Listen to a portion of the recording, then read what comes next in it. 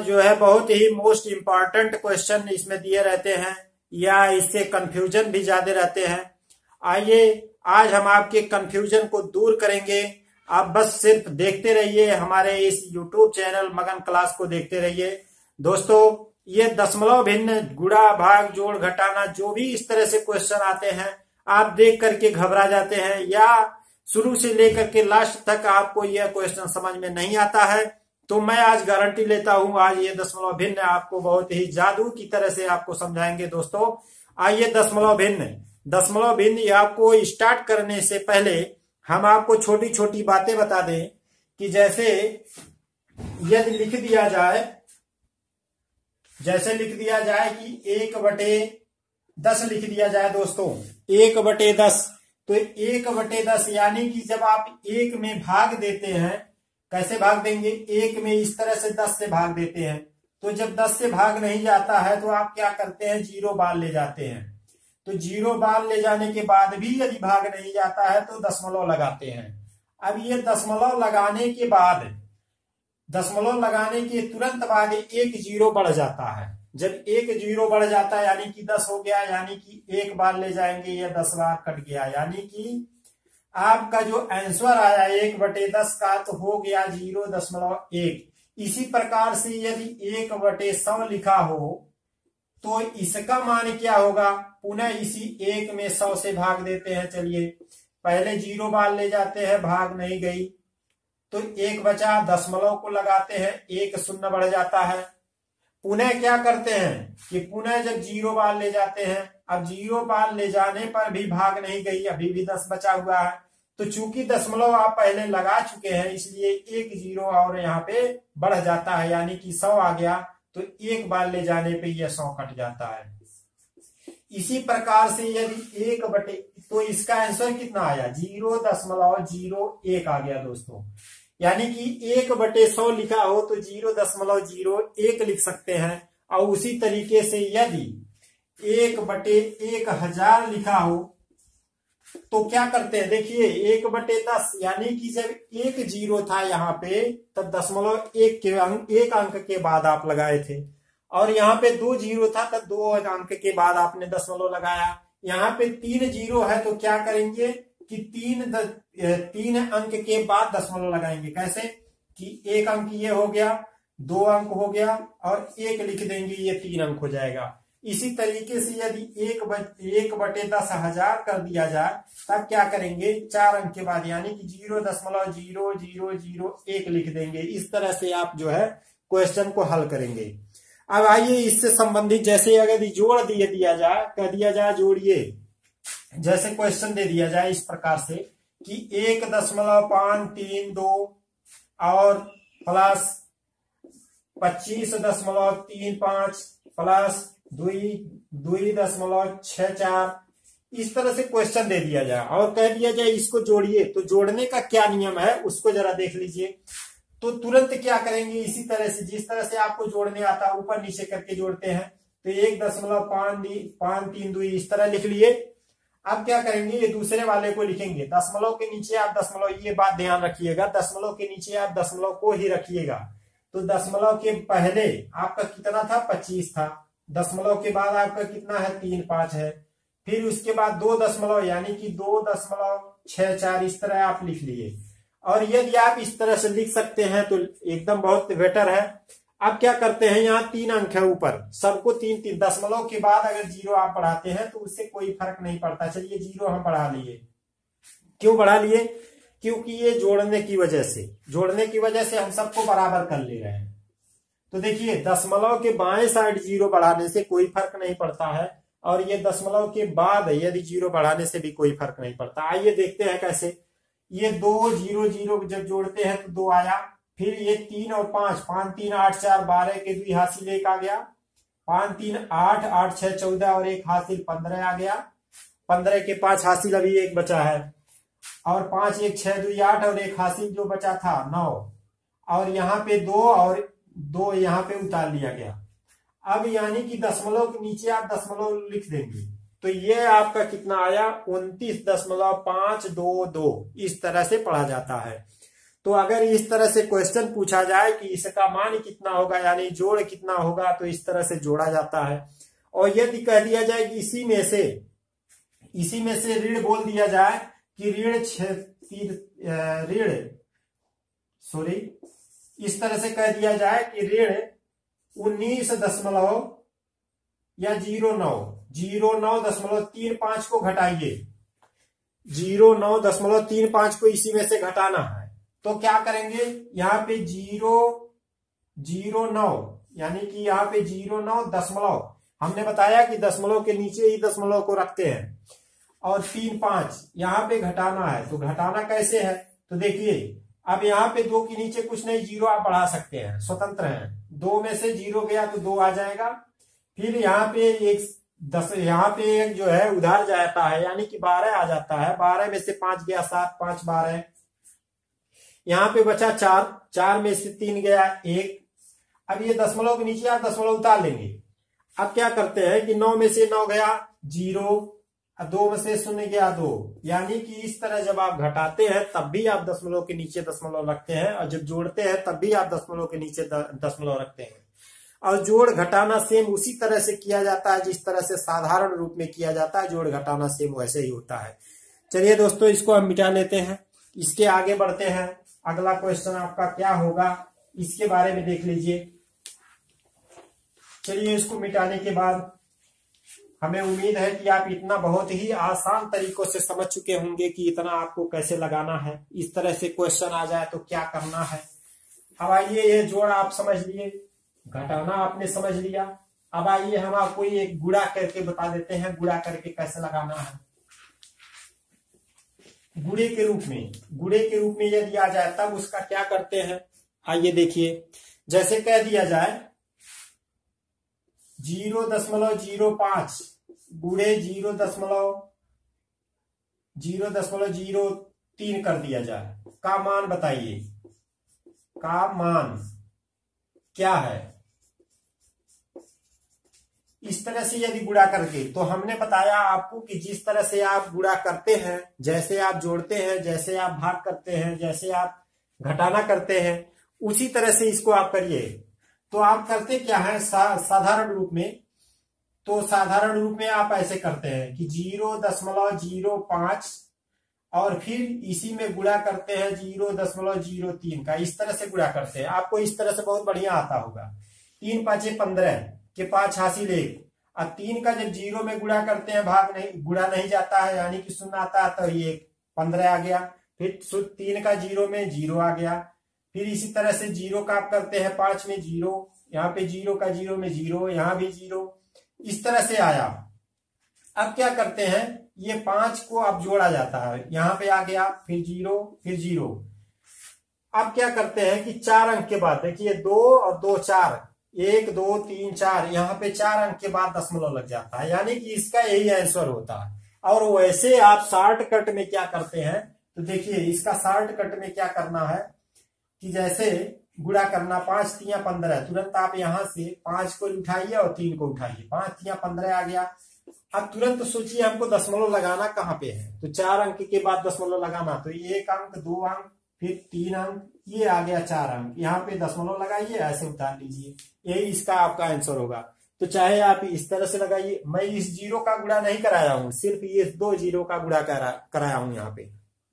अब देखिए ये दोनों तरीके से, अगर आपको इस तरीके से आपको कोई दिक्कत नहीं होती है तो मुझे ज्ञात है कि आप इस तरह से बहुत ही आसान तरीके से लगा सकते हैं, डायरेक्ट गुणा करके 5 या 15 और कितने अंक के बाद दशमलव, 4 अंक के बाद दशमलव।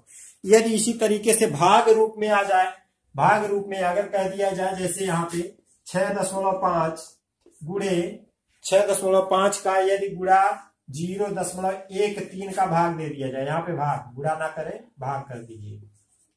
अगर ये भाग ज्ञात करने के लिए कहा जाए तब क्या करेंगे, भाग ज्ञात करने में तुरंत आपका क्या होता है कि भाग ज्ञात करने में 6.5 और बटे 0.13, इस तरह से आप बटे के रूप में लिख लीजिए। अब क्या करते हैं कि बटे के रूप में, तो देखिए यहाँ पे 2 अंक के बाद दशमलव, यहाँ पे 1 अंक के बाद, तो जिससे आप गुणा करेंगे बराबर गुणा करते रहेंगे।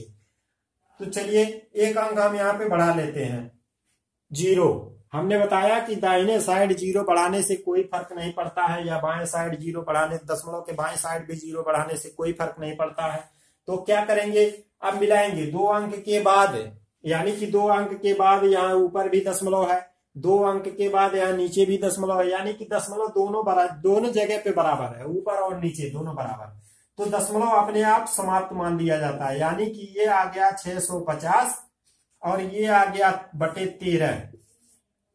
अब क्या करते हैं, इस 13 का 650 में भाग देंगे तो 13 पचे 65, यानी कि आ गया आपका 50 आंसर आ गया। इस तरह से आप क्वेश्चन को लगा सकते हैं। अगर इस तरह से क्वेश्चन नहीं दिया हुआ है, अगर ये कह दिया जाए, जैसे मान लीजिए यहाँ पे एक अंक और दे दिया जाए, जैसे यहाँ पे देख लीजिए कि जैसे कह दिया जाए 6.50, इसमें भाग दीजिए 0.13 और 0 और दे दिया जाए, कर दिया जाए इससे भाग दीजिए, तो क्या करेंगे कि 6.50 को लिखेंगे और बटे 0.130 को लिखेंगे। आप देखिए 2 अंक के बाद दशमलव है, यहाँ पे एक अंक बच रहा है, तो एक अंक का क्या करेंगे, ऊपर नीचे गुणा करा देते हैं, ऊपर नीचे गुणा करा देते हैं, ऊपर नीचे गुणा कराने पर दशमलव समाप्त हो जाता है। तो इस तरह से भी आप लगा सकते हैं। आइए अगले क्वेश्चन पे चलते हैं, बड़े बड़े क्वेश्चनों पे चलते हैं। इस तरह के क्वेश्चन किस प्रकार से पूछे जाते हैं, इससे संबंधित क्वेश्चन उठाते हैं। इससे पहले हम मिटा लें, चलिए मान लीजिए अगर क्वेश्चन दे दिया जाए, बड़े से बड़ा क्वेश्चन,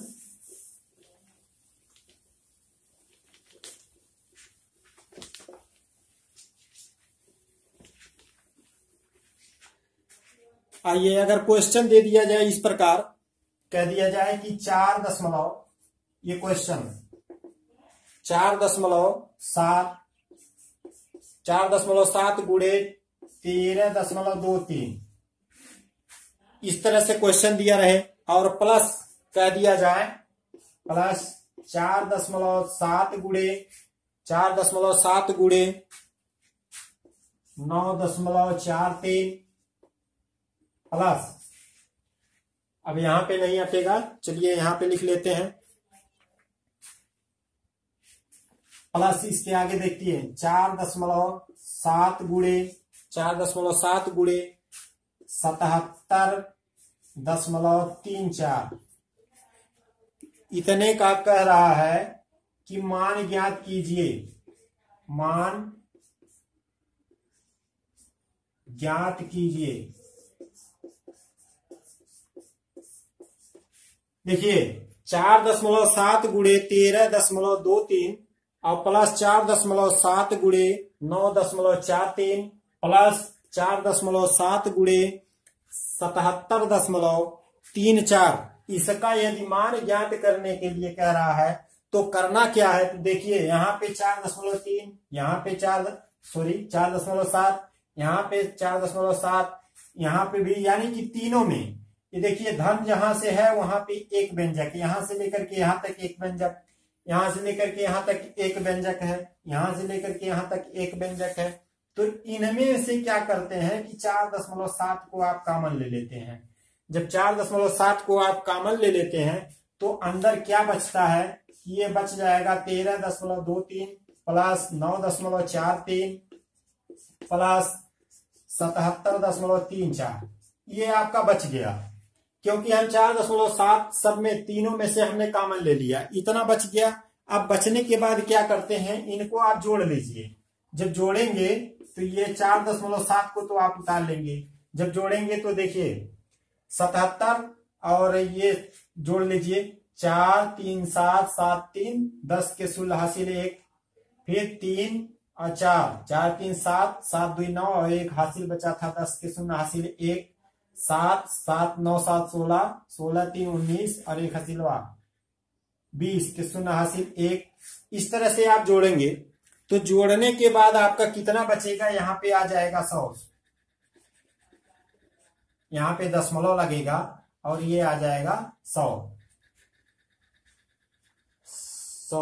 चलिए जोड़ ही लेते हैं, ये 13.23 9.43 7.34, इसको जोड़ लीजिए। 3 3 6 4 10 के शून्य हासिल 6 और 3 2 5 4 9 1 10 10 के शून्य हासिल 1 और 9 3 12 12 और 13 7 20 के शून्य हासिल 2 और 7 1 8 8 2 10। इस प्रकार से आ जाएगा, यानी कि 100.00 ये आया। तो इसको आप पढ़ सकते हैं केवल 100, यानी कि इसको आप लिख सकते हैं 4.7 गुणे 100। अब जब 4.7 गुणे 100 लिखेंगे तो 100 का जब इसमें गुणा करेंगे आ जाएगा 4 7 के आगे 2 0। अब क्या एक अंक के बाद दशमलव लगाना था, यानी कि यहाँ पे आपका दशमलव लग गया, यानी कि आपका आंसर कितना आया 470। ये आपका आंसर आ गया। तो इस तरह से यदि क्वेश्चन बड़ा से बड़ा क्वेश्चन आ जाए तो क्या करना है, इसी प्रकार से उसको हल कर देना है। चलिए इसको रफ कर देते हैं, आगे क्वेश्चन बताते हैं कि आगे क्या करना है। इसी प्रकार अब हम आपको सूत्र पे ले चलते हैं कि जो हम आपको इससे पहले एक सूत्र बताए थे a³ + b³ का। चलिए उस सूत्र से सवाल उठाते हैं, क्योंकि उस सूत्र से भी क्वेश्चन आता है और देख करके आप कंफ्यूज हो जाते हैं कि इतने बड़े से बड़े क्वेश्चन को हम कैसे लगाएं।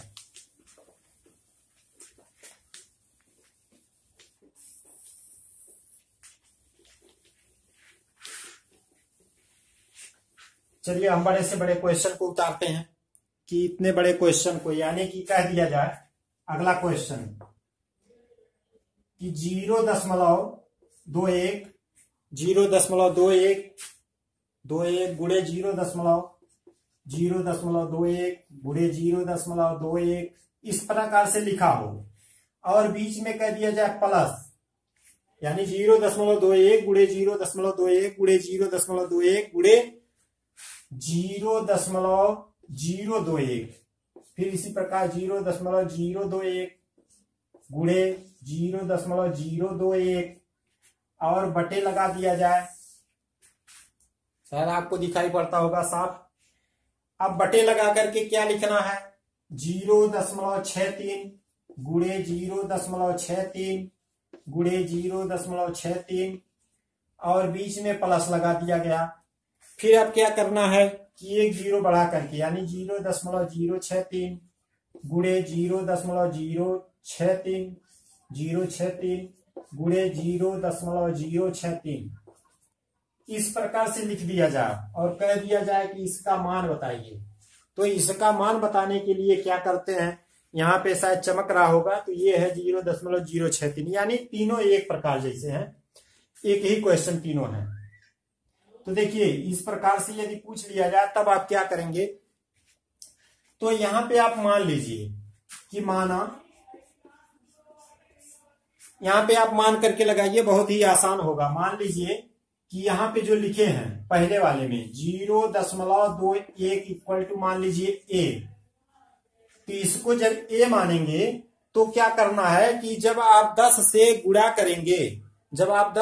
करेंगे तुरंत आपका जो है 0.021 आ जाएगा। चलिए 0.21 बराबर a मान लिया गया और तथा 0.021 इक्वल टू मान लीजिए b मान लीजिए। चलिए बहुत आसान तरीके से बताते हैं।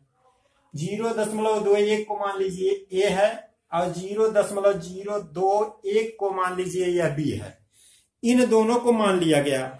अब करना क्या है कि जैसे ये नीचे आप जो लिखे हैं कि 0.063 को आप जो लिखे हैं तो इसको आप तोड़िए। 0.63 को आप जब तोड़ेंगे तो ये हो जाएगा 0.21 गुणे 3, बताइए होगा ना, ये 30, यानी कि 3 एकम 3 3 दूना 6। यही चीज को इस प्रकार से आप लिख सकते हो। तो जब इस तरह से आप लिख सकते हैं तो इसको पुनः आप लिख सकते हैं। देखिए इसको आपने a माना है, इतने को आपने a माना है, तो इसका हो जाएगा 3a हो जाएगा। उसी तरीके से जब यहाँ पे आप इसको लिखेंगे 0.063 तो इसको भी उसी तरीके से लिख लीजिए।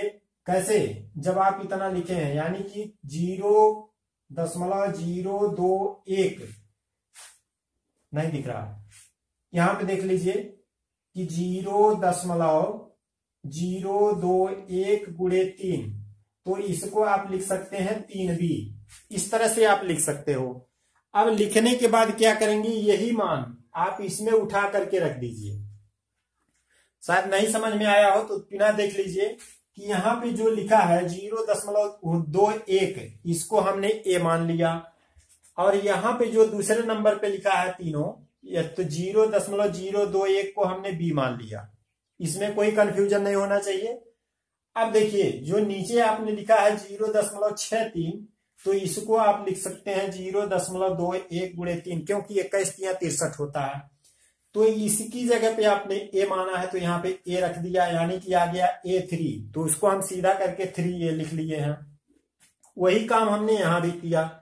0.063 को हमने दो तरीके से तोड़ लिया। 0.0121 को गुणा 3, यानी कि इतने को आपने b माना है, तो यहाँ पे आपका हो गया 3b। अब आइए इसी चीज को हम इसमें रखते हैं, तो यहाँ पे हो जाएगा a, यहाँ पे भी हो जाएगा a, यहाँ पे भी हो जाएगा a प्लस, यहाँ पे आपका आ जाएगा b और प्लस, तो सॉरी गुणे, यहाँ पे भी हो जाएगा b गुणे b।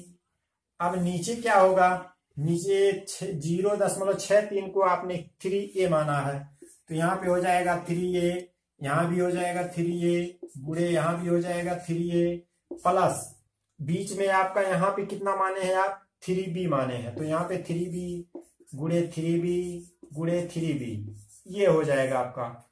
अब क्या करते हैं कि यहाँ पे ये हो जाएगा a क्यूब, a गुणे 3 बार तो a क्यूब, और प्लस b गुणे b गुणे 3 बार यानी b क्यूब, और बटे 3 3 का 9 3 27, यहाँ पे आ जाएगा 27 a क्यूब प्लस 3 3 का 9 3 27 यानी 27 b क्यूब, ये आ गया आपका।